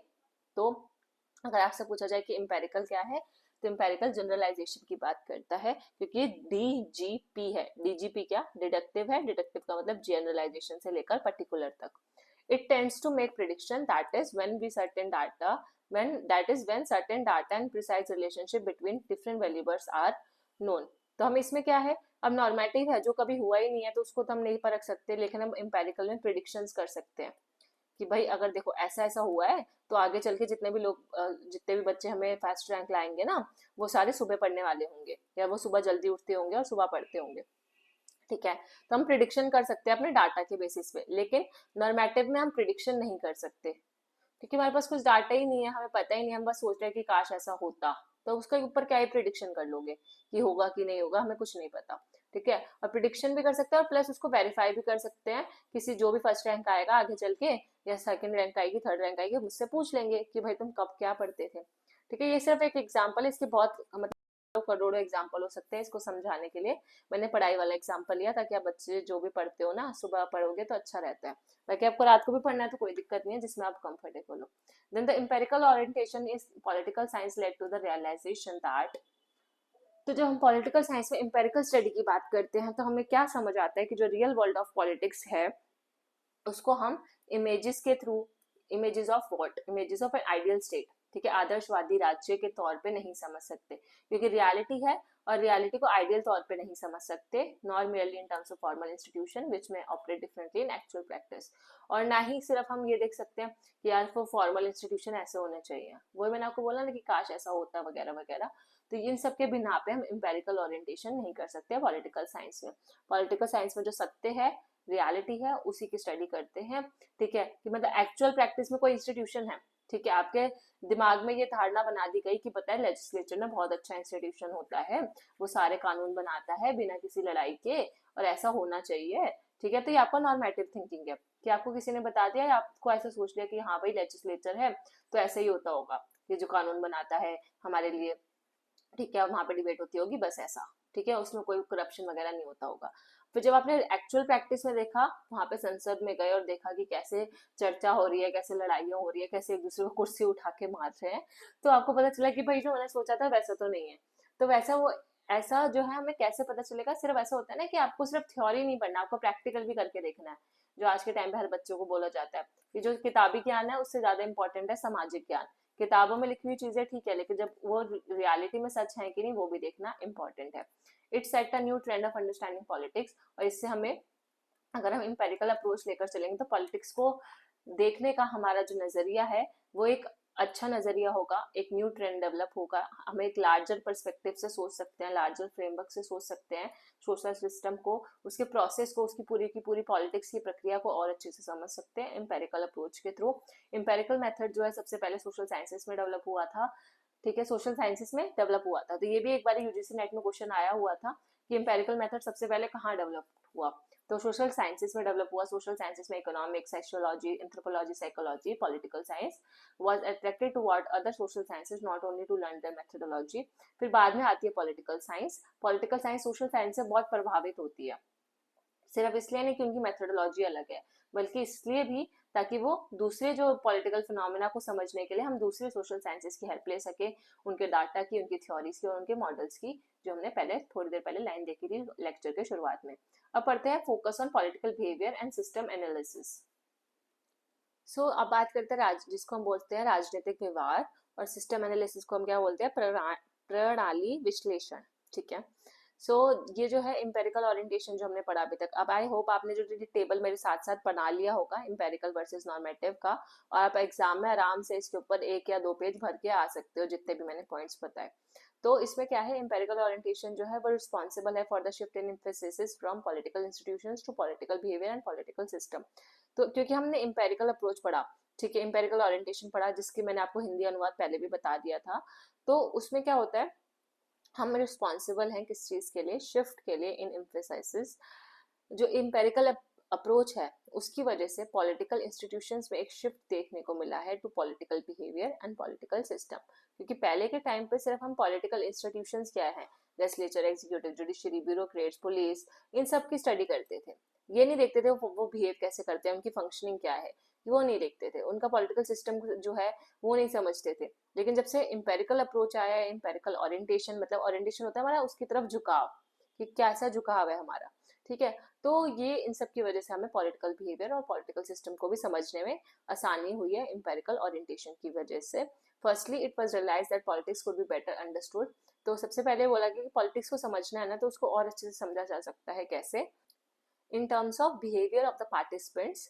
तो पार्टिसिपेंट जो उस राजनीति का पार्ट है, ठीक है, जो उसमें उनकी सहभागीदारिता है, सहभागीदारी धारिता, ठीक है, देख लेना ऐसी स्पेलिंग है ना, तो इसे ज्यादा गलत लिख दिया शायद मैंने। तो ये पार्टिसिपेंट्स का बिहेवियर स्टडी करना, नेमली द इलेक्टोरेट, इलेक्टोरेट्स हो गए कौन, जो इलेक्शन में पार्टिसिपेट करेंगे, लेजिस्लेचर जो कानून बनाएंगे, ब्यूरोक्रेट्स हमारे, देन एग्जीक्यूटिव जो इसको लागू करेंगे, और जुडिशियल अथॉरिटीज, ये सारे क्या है, इनके अगर हम बिहेवियर को स्टडी करेंगे तो हम पॉलिटिक्स को और बेहतर तरीके से समझ सकते हैं। तो पॉलिटिक्स को समझने के लिए हमें इन सब का बिहेवियर स्टडी करना इम्पॉर्टेंट है। So in other words, political analysis करते वक्त, मतलब राजनीतिक मूल्यांकन करते वक्त, सिर्फ ये जरूरी नहीं है कि हमने सिर्फ अपने विचारों और अपनी संस्थाएं यानी कि इंस्टीट्यूशंस और आइडियाज को डिस्क्राइब कर दिया कि देखो मेरे आइडियाज ये हैं, ये इंस्टीट्यूशन है, ऐसे ऐसे होता है, सिर्फ इतना इंपॉर्टेंट नहीं है। अगर पॉलिटिक्स का आपको अच्छे से मूल्यांकन करना है तो वहाँ के लोगों का बिहेवियर भी एनालाइज करना, उसका भी मूल्यांकन करना उतना ही इम्पोर्टेंट है। अब पीपल कौन किन किन लोगों का बिहेवियर, यानी कि इंडिविजुअल्स का, ग्रुप्स का, whether they belong to particular structure, कि क्या जो इंडिविजुअल है या जो ग्रुप है वो किसी एक पर्टिकुलर स्ट्रक्चर से बिलोंग करते हैं, स्ट्रक्चर कौन सा, गवर्नमेंट का स्ट्रक्चर से बिलोंग करते हैं, और या फिर वो गवर्नमेंट के बाहर रह के काम कर रहे हैं, क्या वो गवर्नमेंट का पार्ट है वो इंडिविजुअल कुछ ग्रुप्स, या फिर कुछ बहुत सारे इंडिविजुअल ऐसे हैं जिनको सरकार से कोई लेना देना नहीं है, वो अपने में ही खुश है, ठीक है, जो सरकार का समर्थन भी नहीं करते, उसके अगेंस्ट भी नहीं बोलते, वोट देने भी नहीं चाहते। तो इन सब की जब हम स्टडी करेंगे कि ऐसा है और क्यों है, क्या क्यों कुछ लोग मतदान करने नहीं आते, क्यों कुछ लोग पॉलिटिक्स से इतने उखड़े उखड़े से रहते हैं, तो उनका बिहेवियर स्टडी करना, और जो लोग ऑलरेडी सरकार का पार्ट है या सरकार में अपनी सहभागिता दिखाते हैं गवर्नमेंट स्ट्रक्चर्स में, तो वो क्यों करते हैं उसको भी, उसके बिहेवियर को भी स्टडी करना, ठीक है, तो ये बिहेवियर बहुत इंपॉर्टेंट है। देन बात करें, इसलिए हमें पता चलता है कि जैसे हु आर आउटसाइड इट, कौन है जो गवर्नमेंट स्ट्रक्चर का पार्ट नहीं है, जैसे एग्जांपल दे यहाँ दे रखा है एलिट्स, ठीक है, जो रिच क्लास है, ठीक है, वो ज्यादातर उनको सरकार से कुछ लेना देना नहीं है, वो अपना कमा रहे हैं, खा रहे हैं, बस खत्म। Then they this necessitated reliance on interdisciplinary approach, क्योंकि हमें अब दोनों चीजों का पढ़ना है, आउटसाइड का, गवर्नमेंट के बाहर का भी, और गवर्नमेंट के अंदर का भी, क्योंकि गवर्नमेंट के अंदर का जो कुछ चीजें हैं गवर्नमेंट स्ट्रक्चर का पार्ट है वो हो जाएगी पॉलिटिक्स, ठीक है, और लेकिन जो गवर्नमेंट के बाहर के लोग हैं जो, वो उसको समझने के लिए हमें पढ़ना पड़ेगा सोशियोलॉजी, है ना, सामाजिक विज्ञान, तो और यहाँ पे पढ़ेंगे हम पॉलिटिकल साइंस। तो हमें दोनों चीज़ों की स्टडी करनी है, हमें इंस्टीट्यूशन की भी स्टडी करनी है, तो अलग अलग चीज़ों के लिए अलग अलग अप्रोचेस की जरूरत पड़ेगी, इसलिए यहाँ पे बात आती है इंटरडिसिप्लिनरी अप्रोच की। अब ये कहानी आपको अपने बस पेपर में लिख देनी है कि ऐसा ऐसा कहानी है, कुछ लोग बाहर होते हैं, कुछ उसके अंदर होते हैं, कुछ हमारे विचार और संस्थाएं होती हैं, वो विचार और संस्थाओं के साथ साथ हमें विचार बिहेवियर को भी स्टडी करना पड़ता है जो पार्टिसिपेंट्स होते हैं, और जैसे लेजिस्लेचर ये सब, और ग्रुप्स के बिहेवियर को, इसलिए हमें इंटरडिसिप्लिनरी अप्रोच की जरूरत है। बस फिर आगे हिंस इन लो। अब आप अपने आंसर राइटिंग में जब इनके थिंकर्स के नाम मेंशन करते हो और बुक्स के नाम, तो आपको ज्यादा मार्क्स मिलते हैं अगर आप ग्रेजुएशन के स्टूडेंट हो। यूजीसी नेट के स्टूडेंट हो तो आपके लिए भी ये थिंकर इंपॉर्टेंट है, एक बार पेपर में आ चुके हैं और इनकी बुक पूछी गई है, बुक नहीं आर्टिकल, तो इनके आर्टिकल का नाम है पॉलिटिकल बिहेवियर इन, और ये बस इसका नाम इतना ही है, पॉलिटिकल बिहेवियर इनके आर्टिकल का नाम है, और जर्नल जिसमें ये पब्लिश हुआ था वो था international encyclopedia of the social sciences, ठीक है, ये जनरल याद मत रखो, बस बुक आर्टिकल का नाम याद रख लो, हिंस इन लू की आर्टिकल है पॉलिटिकल बिहेवियर। अब इसमें उन्होंने क्या बोला, अब ये रब कर दिया, अब यहाँ से पढ़ते हैं, ठीक है, इन्होंने क्या बोला, तो ये भी बहुत इंपॉर्टेंट है, पॉलिटिकल बिहेवियर की बहुत अच्छी डेफिनेशन और बहुत अच्छी बात यहाँ लिखी हुई है जो आप अपने आंसर में मेंशन कर सकते हो, हिंस इलू की, दैट जो एक देखो पॉलिटिकल बिहेवियर क्या होता है, जैसे एक आदमी है ये, ठीक है, इतना मोटा आदमी है जैसे, ठीक है, ये कोई मोटा आदमी है, ठीक है, इसका कोई टोटल बिहेवियर है, टोटल बिहेवियर की स्टडी करें तो उसमें क्या क्या आएगा, सोशल, इकोनॉमिक, कल्चरल, ठीक है, और एक पॉलिटिकल, तो यही हैंस इल्यू बोल रहे हैं। ये हाथी भाई लग रहा है ना वैसे तो अगर इनके ऐसे कान भी बनाते बड़े से, तो जो तारक मेहता में हाथी भाई आते हैं, तो टोटल बिहेवियर है। अब यहाँ पे एक पॉलिटिकल बिहेवियर उनमें से एक हिस्सा है, ठीक है, वही सेम बात बोली कि पॉलिटिकल बिहेवियर सिर्फ एक एस्पेक्ट है टोटल बिहेवियर का, हम एज अ सोशल बीइंग, हम एक सामाजिक व्यक्ति हैं, ठीक है, हमारे बहुत सारे अलग अलग फैक्टर्स, अलग अलग कारक होते हैं जिसके बेसिस पे हम अपना बिहेवियर डिसाइड करते हैं, हमारा सामाजिक बिहेवियर अलग होता है, कल्चर, जब हमारे कल्चर की रिलीजन की बात आती है तब हम अलग तरीके से बिहेव करते हैं, अर्थव्यवस्था यानी कि इकोनॉमिक्स, या फिर हम कोई डिसीजन लेते हैं फाइनेंशियल डिसीजन, तो उसमें अलग बिहेवियर होता है, और जब हमारी वोटिंग की बात आती है या किसी हमको candidate as a candidate minister बनना है तो हमारा अलग बिहेवियर होता है। लेकिन उन्होंने ये बोला कि पॉलिटिकल बिहेवियर एक हिस्सा है, एक एस्पेक्ट है, इन सब में से एक है, ठीक है, लेकिन जो पॉलिटिकल बिहेवियर एनालिसिस जब हमें करना होता है, जहाँ हमें किसी का पॉलिटिकल बिहेवियर समझना होता है, तो वो अकेले नहीं समझ सकते, वो इंटरडिसिप्लिनरी है।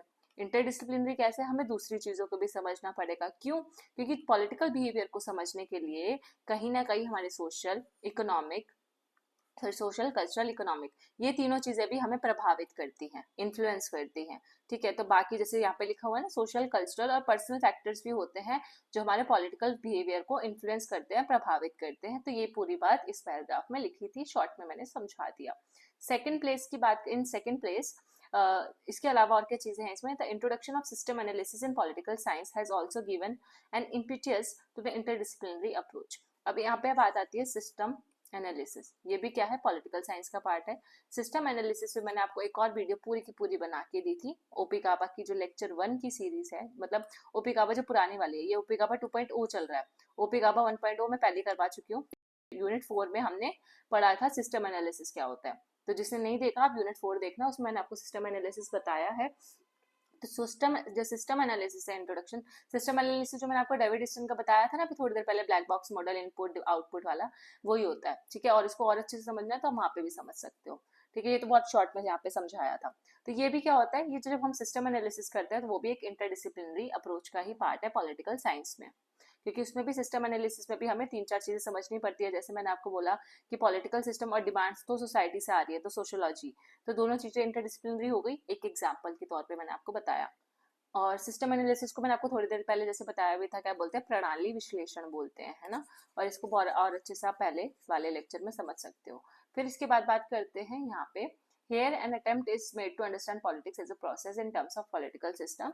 इसमें हम सिस्टम एनालिसिस में हम क्या करते हैं, पॉलिटिकल सिस्टम को समझते हैं, बस सिंपल, कि पॉलिटिक्स की जो प्रक्रिया है, जो पॉलिटिक्स का प्रोसेस है, वो सिस्टम में कैसे वर्क करता है, कैसे डिमांड आती है सिस्टम के अंदर, वो कैसे डिसीजन और डिबेट वगैरह होता है, पूरा का पूरा डिसीजन मेकिंग प्रोसीजर होता है, फिर जाके पॉलिसी बनती है, वो सारी चीजें। और पॉलिटिकल सिस्टम जो है उसको एक सब सिस्टम माना जाता है with in the larger social system. इतना बड़ा सोशल सिस्टम है, और सोशल सिस्टम के अंदर पॉलिटिकल सिस्टम जो है वो एक उसका एक पार्ट है। तो ये जो बड़ा गोला है वो सोशल सिस्टम का है, और उसके अंदर जो छोटा गोला है वो पॉलिटिकल सिस्टम का है। तो सोशल सिस्टम बड़ा, उसी का एक पार्ट होगा पॉलिटिकल सिस्टम, जो कि उसका सब सिस्टम कहलाया जाएगा, ठीक है। अदर वर्ड्स, जो पॉलिटिकल सिस्टम है डज नॉट ऑपरेट इंडिपेंडेंटली और इन आइसोलेशन, क्योंकि पॉलिटिक्स भी समाज से तो एकदम अलग है नहीं। समाज में जो चीजें हो रही हैं वही हमें पॉलिटिक्स में देखने को मिलती हैं, समाज की चीजों से ही पॉलिटिक्स इन्फ्लुएंस होता है। आज के टाइम पे कोई मिनिस्टर कोई पॉलिसी वगैरह भी बनाते हैं, अपने भाषण भी देते हैं, या कुछ कोई सोसाइटी में कुछ ना कुछ ऐसा हुआ होता है जिसकी वजह से ऐसे पॉलिसीज एक्ट वगैरह बनाए जाते हैं। जैसे कोई रेप केस हुआ तो रेप केस के लिए एक्ट बना दिया, या उसके खिलाफ सरकार ने निर्णय लिए, वैसा। Then the formal organs of government, formal organs कौन होती है, सबको पता है, लेजिस्लेचर, एग्जीक्यूटिव और हमारा न्यायपालिका, judiciary, do not produce their decision on their own. अब मैंने जो एग्जांपल दिया वो एग्जांपल दिया हुआ है, वो कोई भी पॉलिसी बनाते हैं, कोई भी निर्णय लेते हैं, अपने अपनी मर्जी से तो नहीं ले लेते, कुछ ना कुछ सोशल सिस्टम से उनके पास डिमांड आई होगी, उस पर उन्होंने एक्ट किया होगा और फिर डिसीजन लिया होगा। और इसी एनालिसिस में it becomes necessary to understand the economic, cultural, psychological and sociological aspects of social organisation in order to appreciate full import of political process. जो लाइन मैंने आपको अभी यहाँ ये वाली समझाई, ये वाला जो पूरा हाथी वाला बना के, वही सारी ये पॉइंट सेम टू सेम वही कह रहा है सिस्टम एनालिसिस में। अब बात करते हैं use of data of other social sciences. तो दूसरी सोशल साइंसेस, हम अभी पॉलिटिकल साइंस पढ़ रहे हैं, उसके अलावा जो दूसरी सोशल साइंसेस है उसमें डाटा कैसे यूज होता है, ठीक है। कैसे हम दूसरे सोशल साइंसेस से डाटा लेकर, जैसे हमने इकोनॉमिक्स का डाटा लिया, साइकोलॉजी में से कुछ डाटा लेकर हम पॉलिटिकल साइंस में कैसे इस्तेमाल कर सकते हैं उस डाटा का। The interdisciplinary approach treats society as a totality. जो इंटरडिसिप्लिनरी अप्रोच है वो सोसाइटी को एक टोटल पार्ट मानता है, ये सोसाइटी जो है इस बड़े बॉक्स में है, ठीक है।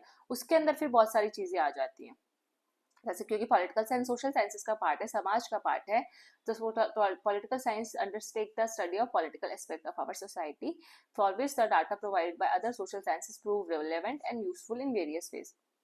तो जो दूसरे सोशल साइंसेस से हम डाटा लेते हैं वो पॉलिटिकल साइंस में बहुत लाभदायी या फिर रिलेवेंट साबित होता है, बहुत इंपॉर्टेंट होता है। कैसे, for example, you may require data on the rate of economic growth. अभी बहुत अच्छा एग्जाम्पल दे रखा है कि आप कैसे आप इस्तेमाल कर सकते हो, और आप आगे चल के अगर रिसर्च स्कॉलर भी बनते हो या मास्टर्स में भी आपको रिसर्च पेपर लिखना होता है तो आपको बहुत हेल्पफुल होगी ये सारी चीजें, अगर आपको पता होगा कि डाटा इस्तेमाल कैसे किया जाता है। तो इसमें बहुत सारे एग्जाम्पल है, जैसे कि अगर इकोनॉमिक ग्रोथ का हमने रेट पता कर दिया, नेशनल इनकम कैसे डिस्ट्रीब्यूट होती है, वेल्थ का क्या है, एजुकेशन लेवल क्या है सोसाइटी में, जो कि सोशियोलॉजी का पार्ट है, और ये सारे इकोनॉमिक्स का पार्ट हो गए। पॉपुलेशन की लिटरेसी की, कौन कितना पढ़ा लिखा है, कल्चर कैसा है, रिलीजन कैसा है, हमने ये सारे फैक्टर्स कंसिडर किए, और ये सारे फैक्टर्स हमने अलग अलग सोशल साइंसेस के फील्ड से लिए, और फिर हमने ये डाटा इंक्लूड किया अपने पॉलिटिकल साइंस में। कैसे ये डाटा हमारे पॉलिटिकल साइंस में कैसे काम आएगा, हमारी स्टडी ये कहती थी कि डेमोक्रेसी को अगर सस्टेन करना है, लोकतंत्र को, या अगर हमारी जो सरकार है वो लोकतंत्र के बेसिस पे चल रही है, ठीक है, कोई भी सरकार हो सकती है, यहाँ पे पर्टिकुलर फॉर्म ऑफ गवर्नमेंट कोई भी हो सकती है। तो यहाँ पे एग्जांपल दे रखा है लोकतंत्र का, कि लोकतंत्र जो है सस्टेन यानी कि रहेगा कि नहीं रहेगा, वो हमें डिसाइड कैसे करा जाए। तो ये पॉलिटिकल साइंस की स्टडी थी कि मैं पॉलिटिकल साइंस की स्टूडेंट हूँ, मैंने स्टडी की कि मेरे यहाँ पे डेमोक्रेसी, अब डेमोक्रेसी तो पॉलिटिकल साइंस का पार्ट है ना, तो डेमोक्रेसी अगर टिकेगी कि नहीं टिकेगी, क्या पता आने वाले टाइम पे हमारे यहाँ पे डेमोक्रेसी खत्म हो जाए, अगर डिक्टेटरशिप आ जाए या ऐसे ही अपने शासन करते रहे रूलर्स, ठीक है, मतलब अपनी मनमर्जी चलाते रहे, तो डेमोक्रेसी खत्म हो जाएगी। तो हमने एक स्टडी करी कि क्या आने वाले टाइम में या फिर ऐसा है कि डेमोक्रेसी टिकेगी कि नहीं टिकेगी, सस्टेन करेगी कि नहीं। तो हमने उस चीज के लिए अलग अलग सोशल साइंसेस के डाटा लिए, कुछ इकोनॉमिक ग्रोथ का देखा कि हाँ इकोनॉमिक ग्रोथ अच्छी हो रही है मतलब डेमोक्रेसी भी रहेगी, एजुकेशन लेवल अच्छे है, लोगों को एजुकेशन मिल रही है और सबके हित के लिए काम हो रहा है मतलब डेमोक्रेसी होगी, और अगर नहीं हो रहा वहाँ का कल्चर रिलीजन सब देखा। लेकिन ये सारा पॉलिटिकल साइंस का पार्ट नहीं था, ये इकोनॉमिक्स का पार्ट था या सोशल साइंस साइंसेस के दूसरे साइकोलॉजी वगैरह का पार्ट था, ठीक है, फैमिली स्ट्रक्चर सोशोलॉजी में आ जाएगा। सो ये सारी चीजें पे हमने इसका प्रभाव देखा, तो ऑटोमेटिकली हमने देखा तो डेमोक्रेसी जो कि पॉलिटिकल साइंस का पार्ट है, लेकिन उसको समझने के लिए हमें दूसरे चीजों से भी चीजें उठानी पड़ी, तो इसलिए हम इसको क्या बोलेंगे, इंटरडिसिप्लिनरी। अब समझे? यस, समझ गए होगे, नहीं समझे तो कमेंट कर देना। देन द पॉलिटिकल साइंटिस्ट जो है इंटरेस्टेड होते हैं किसमें, पॉलिटिकल सोशलाइजेशन में, पॉलिटिकल कल्चर में, ठीक है। पॉलिटिकल कल्चर ऐसा नहीं हिंदू मुस्लिम सिख ईसाई, पॉलिटिकल कल्चर मतलब सब्जेक्ट कल्चर, पैरोकियल कल्चर और पार्टिसिपेटरी कल्चर, ये होता है पॉलिटिकल कल्चर। सब्जेक्ट कल्चर या पहले पैरोकियल समझते हैं, पहले सबसे पहले पैरोकियल होता है फिर सब्जेक्ट, और ये एल्मिनर वर्बा का बता रही हूँ, ठीक है। आपने शायद ना सुना हो अगर आप ग्रेजुएशन के स्टूडेंट हो, लेकिन अगर आप यूजीसी ने जेआरएफ किया एमए वगैरह कर रखा है तो आपने पक्का सुना होगा एल्बिन एंड वर्बा में। पैरोकियल क्या होता है, जिसमें जो सरकार के प्रति जो लोग होते हैं ना, पॉलिटिक्स में जो लोग हैं वो कम इन्वॉल्व होते ही नहीं है, उनको पता ही नहीं कि सरकार क्या है क्या कर रही है, अब उनको कुछ लेना देना नहीं है, वो पैरोकियल कल्चर होता है जो कि पॉलिटिकल कल्चर का पार्ट होता है। एक होता है सब्जेक्ट कल्चर, जिसमें लोगों को पता तो होता है कि हाँ भाई सरकार बनी हुई है और सरकार ये काम कर रही है, लेकिन वो उसमें पार्टिसिपेट नहीं करते, उनको पता है कि हाँ सरकार ने ये काम किया, ये किया, ये किया, सरकार है, और ऐसे उनको टीवी में देख लेते हैं, लेकिन एक्चुअली वो पॉलिटिक्स में नहीं जाते, वो कॉर्पोरेट सेक्टर में होते हैं, या वोटिंग का दिन आता है तो छुट्टी करके घूमने चले जाते हैं। तो वो होगा सब्जेक्ट कल्चर।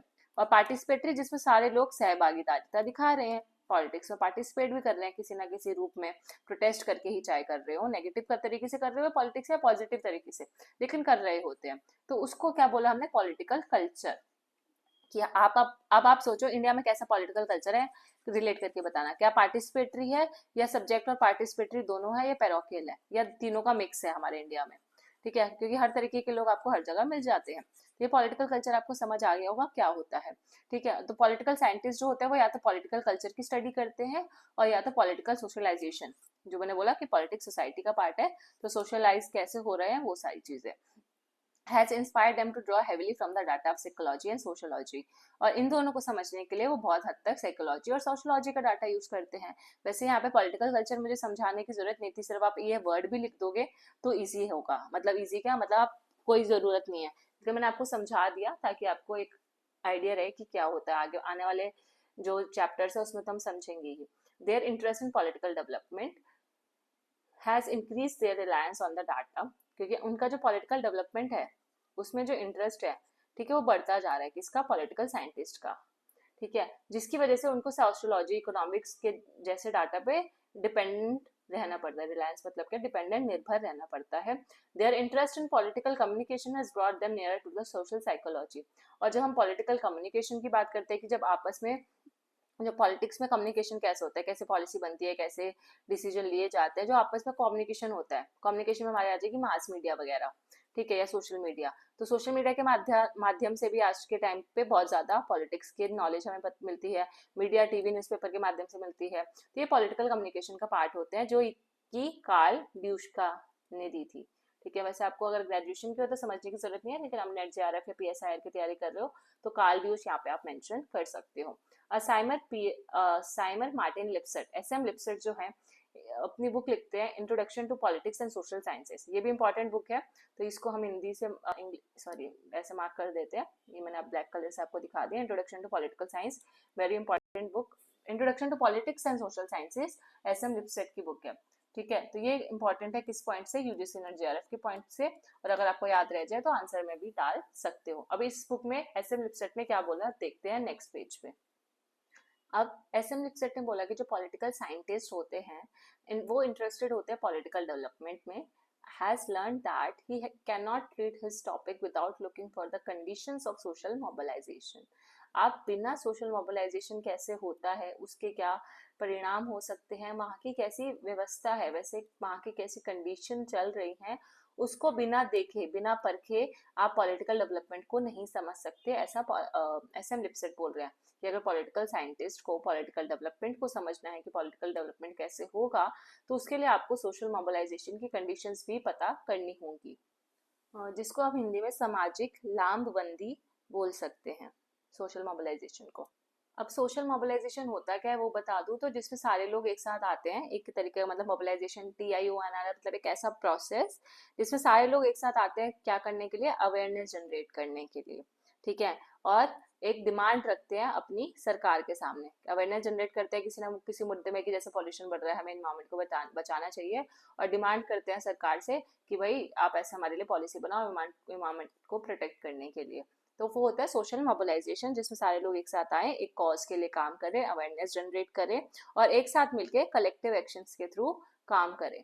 तो ये होता है सोशल मोबिलाइजेशन। तो बिना इसको जाने परखे आप पॉलिटिकल डेवलपमेंट को नहीं समझ सकते। Man can not become citizen in a political sense.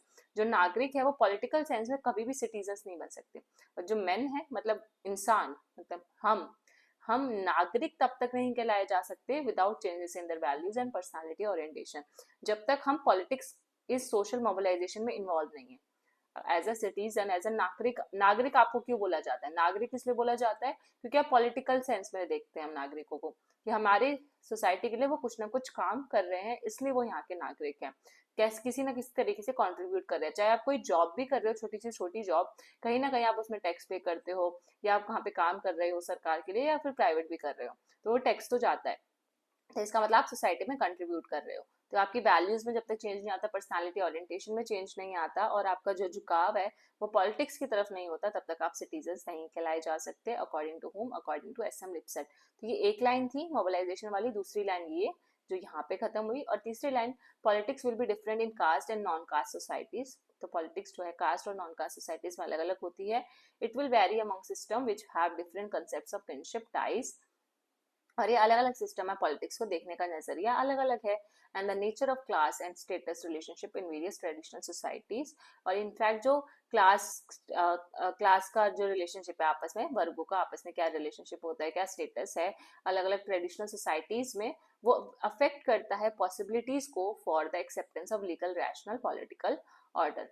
कि कैसे जो हमारे पॉसिबिलिटीज हैं, एक तरीके से संभावनाएं हैं, जैसे हम पॉसिबिलिटीज को संभावनाएं बोल सकते हैं, कि हम क्यों, जो पॉलिटिकल ऑर्डर है वो लीगल है, ठीक है, उसमें लॉज है, ठीक है, लीगल है, और हमें उसको मानना भी चाहिए, और रैशनल क्योंकि वो तार्किक भी है, तर्क भी है उसमें, ठीक है, ऐसे ही नहीं सरकार ने कुछ भी बना दिया और हमें उसको एक्सेप्ट करना है, ठीक है। तो एक्सेप्ट करने की अलग अलग संभावनाएं हो सकती है, कुछ लोग एक्सेप्ट करेंगे, कुछ लोग नहीं करेंगे, कुछ लोग करेंगे तो पूरी तरीके से नहीं। सो बेसिकली अलग अलग सिस्टम होते हैं, उसमें अलग अलग किनशिप टाइज होते हैं, और वो डिपेंड करता है, वैरी करता है कि कैसा वहाँ का क्लास स्ट्रक्चर होगा, कैसे स्टेटस रिलेशनशिप होंगे ट्रेडिशनल सोसाइटीज में, और जो लीगल रैशनल पॉलिटिकल ऑर्डर को एक्सेप्ट करने की जो पॉसिबिलिटीज है उस पर उसका क्या प्रभाव पड़ेगा, वो कैसे अफेक्ट होंगे, ठीक है। नॉट सो इम्पॉर्टेंट बट मैंने समझा दिया। अब बचा हमारे use of theories and models of other social sciences, जिसमें हमें यहाँ से पढ़ना स्टार्ट करना है usefulness of other social sciences. ये वाला पैराग्राफ इतना इंपॉर्टेंट नहीं है, डेविड ईस्टन वगैरह वाला मैंने आपको बता दिया था। वैसे भी हम इसमें जो आएगा हमारा आएगा जैसे ये वाले जो पॉइंट्स है, यूज ऑफ हिस्ट्री, फिलोसफी, जो मैंने आपको स्टार्टिंग में दिखाया था, ये सारी चीजें तो हमने यहाँ तक पढ़ लिया। हमारा बचा use of history, use of economics and the use of sociology and psychology. सिर्फ ये 4 पेज का है, ठीक है, तो जो कि हम नेक्स्ट लेक्चर में करेंगे। ये बाकी के थिंकर्स मतलब हो जाएगा 40 मिनट्स में हो जाएगा। ये जो इंटरडिसिप्लिनरी अप्रोच था ना, ये ज्यादा इंपॉर्टेंट था, तो आप अपने ग्रेजुएशन पोस्ट ग्रेजुएशन वाले ग्रुप्स में शेयर कर देना, क्योंकि मैं हिंदी इंग्लिश दोनों में बता रही हूँ, तो मेरा भी फायदा होगा और आपके फ्रेंड्स की भी हेल्प होगी, ठीक है। सो बस इतना ही था, and thank you so much for watching. अगर आपको अच्छा लगा तो प्लीज डू कमेंट मेरे पढ़ाने का तरीका आपको कैसा लगा, and do motivate me to make more such videos. And OP Gauba के अलावा अगर आपको और कुछ भी चाहिए, कि अभी तो सिर्फ ओपी काबा चल रही है, लेकिन साइड बाय साइड पैरेलली अगर आप चाहते हो कि मैं किसी और टॉपिक पे पढ़ाऊँ या किसी और चीज़ की तैयारी कराऊँ, तो वो भी आप कमेंट सेक्शन में बता सकते हो। सो मिलते हैं नेक्स्ट लेक्चर में। Tata, take care.